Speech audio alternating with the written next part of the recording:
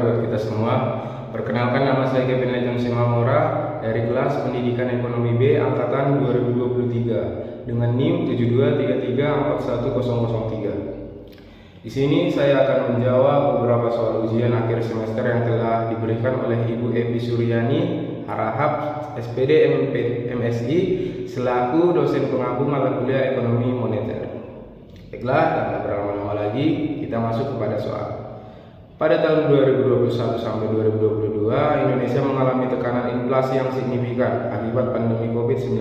Data BPS menunjukkan inflasi Indonesia mencapai 5,51%. Pada Desember 2022, melampaui target Bank Indonesia sebesar 2-4%. Kenaikan ini dipicu oleh gangguan rantai pasok global, kenaikan harga komoditas internasional, dan kebijakan stimulus fiskal pemerintah yang masif. Menjadi pertanyaannya, yang pertama, jelaskan jenis inflasi yang terjadi di Indonesia berdasarkan studi kasus di atas. Jenis inflasi yang terjadi di Indonesia, inflasi yang terjadi merupakan cost push inflation, yaitu inflasi akibat kenaikan biaya produksi karena gangguan rantai pasok dan lonjakan harga komoditas global. Selain itu, ada juga unsur demand pull inflation akibat stimulus fiskal yang mendorong permintaan. Dan untuk pertanyaan yang kedua pada soal ini, yaitu analisislah dampak inflasi tersebut terhadap daya beli masyarakat dan perekonomian Indonesia. Dampak inflasi terhadap daya beli dan perekonomian inflasi 5,51% menyebabkan penurunan daya beli masyarakat, terutama kelompok yang berpendapatan tetap. Biaya hidup meningkat, konsumsi menurun, dan itu bisa memperlambat pertumbuhan ekonomi.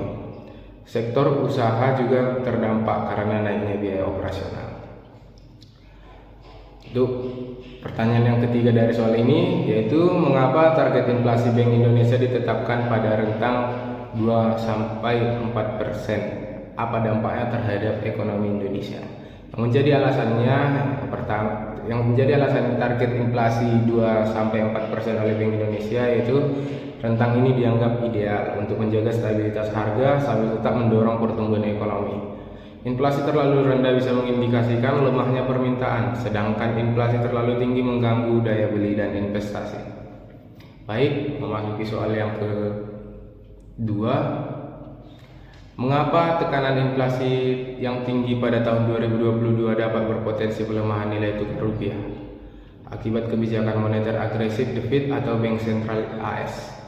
Bank Indonesia mengambil langkah preemptif, front loading and forward looking sejak Agustus 2022 hingga 2023. Bank Indonesia secara bertahap menaikkan suku bunga acuan BI Day 7 repo rate per B17 DRR dari 3,5% hingga mencapai 5,75%. Langkah ini bertujuan ganda mengendalikan ekspektasi inflasi agar kembali ke target dan menjaga stabilitas nilai tukar rupiah. Menjadi pertanyaan pada soal ini, yang pertama, jelaskan mekanisme transmisi kebijakan moneter dan kenaikan B17 DRR untuk mencapai tujuan pengendalian inflasi. Kenaikan suku bunga acuan B17 DRR akan mempengaruhi suku bunga di pasar, seperti pinjaman dan simpanan. Ketika suku bunga naik, masyarakat dan pelaku usaha cenderung mengurangi konsumsi dan investasi karena biaya pinjaman menjadi lebih mahal.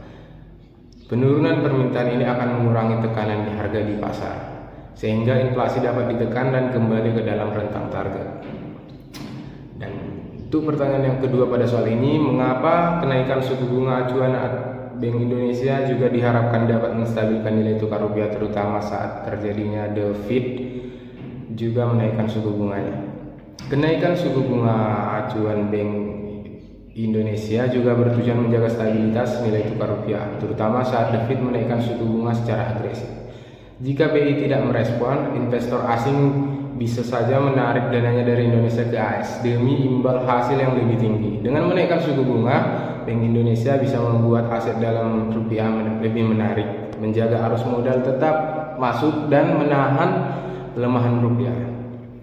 Untuk pertanyaan yang ketiga dari soal ini, sebutkan dan jelaskan dampak negatif yang mungkin timbul dari kebijakan moneter atau kenaikan suku bunga ini terhadap perekonomian domestik.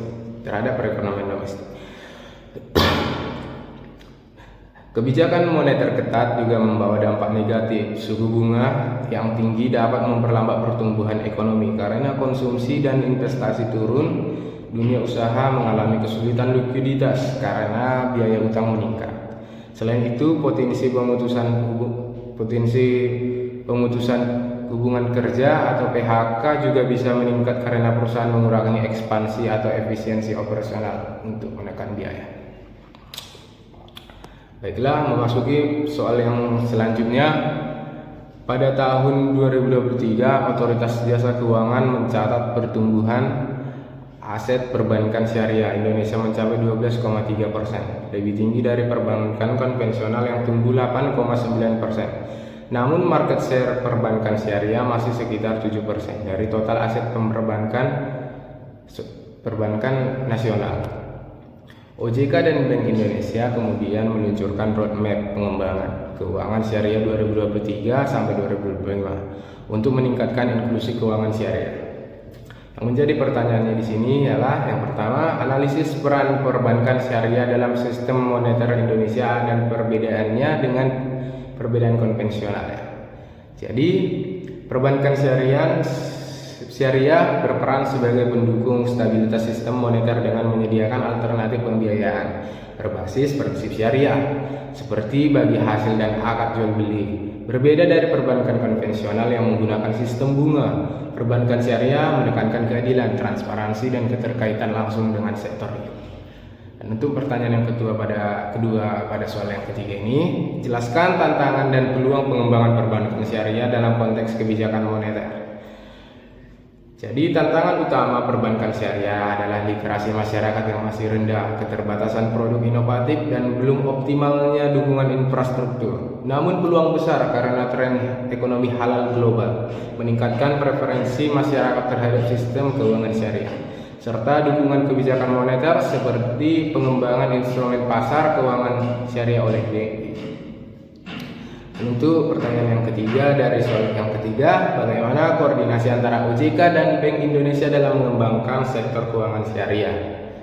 OJK dan Bank Indonesia berkoordinasi melalui roadmap keuangan syariah 2023 sampai 2025. OJK berfokus pada penguatan kelembagaan dan pengawasan perbankan syariah dari perbankan syariah. Sementara Bank Indonesia mendukung dari sisi pengembangan instrumen moneter syariah, sistem pembayaran, dan integrasi pasar keuangan syariah secara nasional.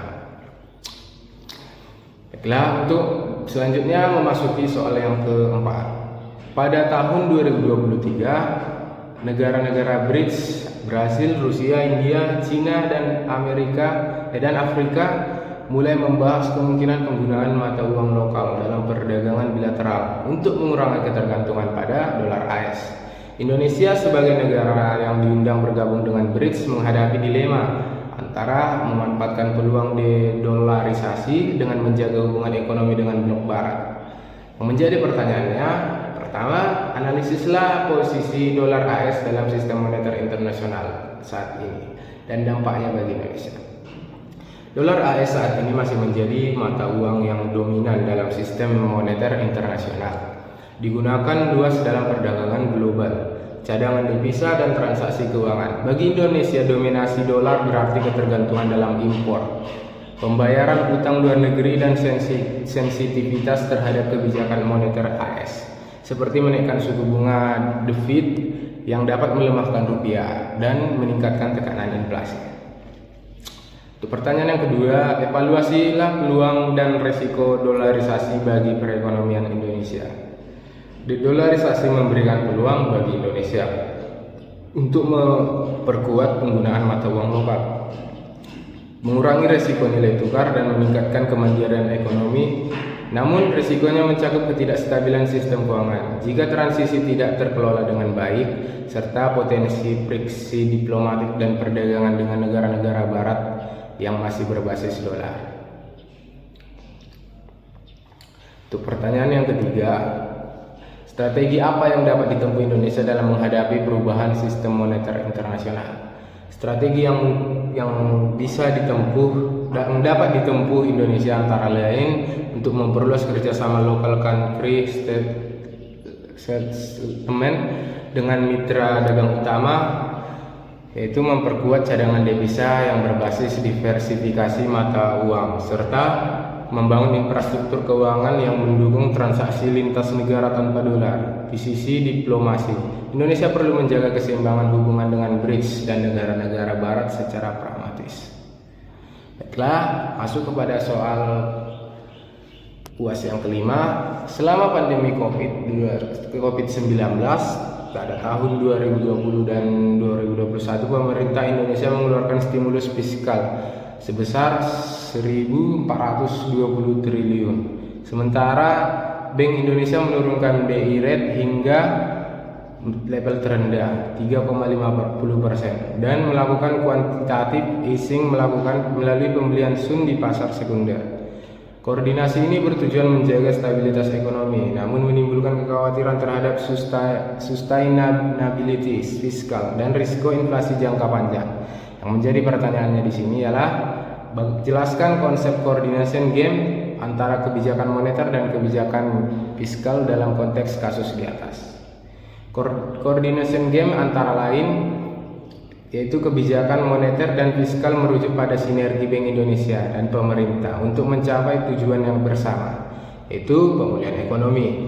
Dalam kasus pandemi, fiskal memberikan stimulus besar-besaran untuk mendorong permintaan, sementara moneter mendukung dengan BI rate rendah dan quantitative easing agar likuiditas tetap terjaga dan pembiayaan fiskal lebih murah. Dan selanjutnya pertanyaan yang kedua pada soal yang kelima, analisislah trade-off antara stimulus ekonomi jangka pendek dengan risiko inflasi dan sustainability fiskal jangka panjang. Stimulus jangka pendek memang penting untuk mencegah kontraksi ekonomi dan PHK massal. Namun trade-off-nya adalah potensi inflasi saat permintaan pulih terlalu cepat, serta risiko sustainability fiskal akibat defisit dan utang meningkat jika tidak dikelola dengan baik. Bisa timbul tekanan fiskal dan ketidakpercayaan pasar. Dan masuk kepada pertanyaan yang ketiga untuk soal yang kelima, bagaimana exit strategi yang tepat dari kebijakan stimulus tersebut? Exit strategi yang tepat mencakup penarikan stimulus secara bertahap dan terukur seiring pemulihan ekonomi. Pemerintah perlu melakukan reformasi pajak dan efisiensi belanja. Sementara Bank Indonesia dapat menaikkan suku bunga secara berhati-hati dan mengendalikan inflasi tanpa mengganggu pertumbuhan. Transparansi dan komunikasi kebijakan juga penting untuk menjaga kepercayaan investor. Baiklah, cukup sekian jawaban dari pertanyaan soal ujian akhir semester yang telah Ibu berikan. Saya mengucapkan terima kasih.